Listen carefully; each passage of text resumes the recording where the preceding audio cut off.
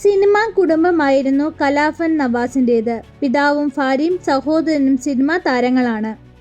മലയാളത്തിൽ ശ്രദ്ധേയമായ ഏറെ കഥാപാത്രങ്ങൾ അവതരിപ്പിച്ച നടൻ അബൂബക്കറിന്റെ മകനാണ് നവാസ്.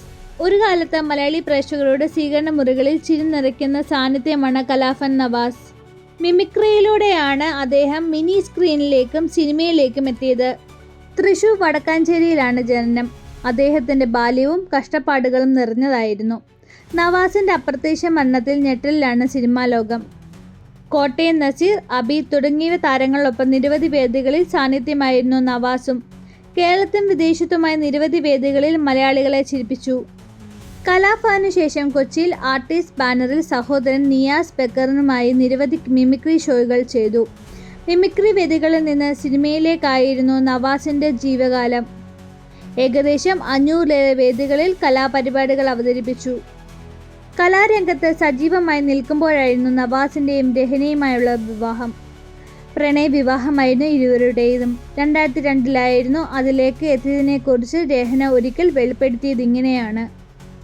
നാട്ടിൽ വെച്ചുള്ള സ്റ്റേജ് പ്രോഗ്രാമിൽ വെച്ചാണ് രണ്ടാളും ആദ്യമായി കണ്ടുമുട്ടുന്നത്.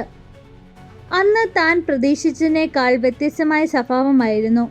അന്നത്തെ പരിപാടിയുടെ സംവിധായകൻ നവാസിക്കയായിരുന്നു.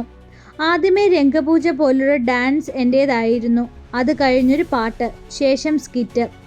അന്നുവരെ ഞാൻ സ്കിറ്റിലൊന്നും അഭിനയിച്ചിട്ടില്ലായിരുന്നു എന്ന് രഹന പറയുന്നു. പാട്ട് കഴിഞ്ഞ ഉടൻ സ്കിറ്റ് വേദിയിൽ കയറണം. എന്നാൽ തൻ്റെ ഡാൻസിൻ്റെ കോസ്റ്റ്യൂം ഓരോന്ന് അഴിക്കാൻ സമയം വേണ്ടി വന്നു. 9 ഡാൻസൊക്കെ അടുപ്പിച്ച് ചെയ്യുന്ന ആളാണ് ഞാൻ. ഇതൊക്കെ നേരത്തെ പറഞ്ഞിട്ടുണ്ട്. അങ്ങനെയാണ് ചാർട്ട് ചെയ്തത്. പക്ഷേ ഡാൻസിൻ്റെ വസ്ത്രം ഊരാൻ നോക്കിയപ്പോൾ കുടുങ്ങിപ്പോയി. അന്ന് അവിടെ കൽപ്പന ചേച്ചി ഉണ്ടായിരുന്നു. ചേച്ചി ഗർഭിണിയാണ്. നിറവയറുമായി നിൽക്കുകയാണെങ്കിലും എന്നെ വന്ന് സഹായിച്ചു. എൻ്റെ അവസ്ഥ കണ്ട പുള്ളിക്കാരി എവിടുന്നോ ബ്ലേഡ് കൊണ്ടുവന്ന് കീറി തന്നു. അപ്പോഴേക്കും സ്കിറ്റ് സ്റ്റേജിൽ കയറി. നായകനും നായികയും മാത്രമുള്ള സ്കിറ്റാണ്. സുധിയേട്ടൻ വേദിയിൽ കയറിയെങ്കിലും നായികയായ ഞാൻ മാത്രം വരുന്നില്ല. അതോടെ അവിടെ ആകെ പ്രശ്നമായി തുടങ്ങി.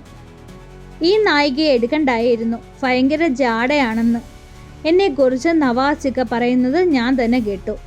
പിന്നെ ഡ്രസ്സ് മാത്രം ഇട്ടിട്ട് ഓടി സ്റ്റേജിലേക്ക് കയറാൻ പോകുകയാണ്. ഈ സമയത്ത് നവാസിക ചീത്ത പറയുന്നുണ്ട്. തിരക്കിട്ട് ഓടുന്നത് കണ്ട് എൻ്റെ ചെവി മൊത്തത്തിൽ അടഞ്ഞു. നവാസികയുടെ എക്സ്പ്രഷൻ മാത്രമേ ഞാൻ കണ്ടുള്ളൂ. അതായിരുന്നു ഞങ്ങളുടെ ആദ്യ കാഴ്ച രഹന പറയുന്നു.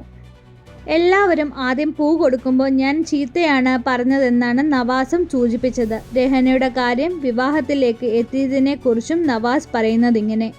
അന്ന് അവിടുന്ന് കണ്ട് രണ്ടാൾ പിരിഞ്ഞു. പിന്നെ രഹനയ്ക്കൊപ്പം സിനിമയിൽ ഞാൻ ചെയ്തിട്ടുണ്ട്. ഇതിനിടെ വീട്ടിൽ എനിക്ക് വിവാഹാലോചനകൾ നടക്കുന്നുണ്ട്. നോക്കിയപ്പോൾ ഇരു കുടുംബക്കാരും കലാകുടുംബമാണ്. അങ്ങനെ വീട്ടിൽ സംസാരിച്ചു. ശേഷം 3 വർഷം കഴിഞ്ഞാണ് വിവാഹം നടക്കുന്നതെന്നും നവാസും പറയുന്നുണ്ട്.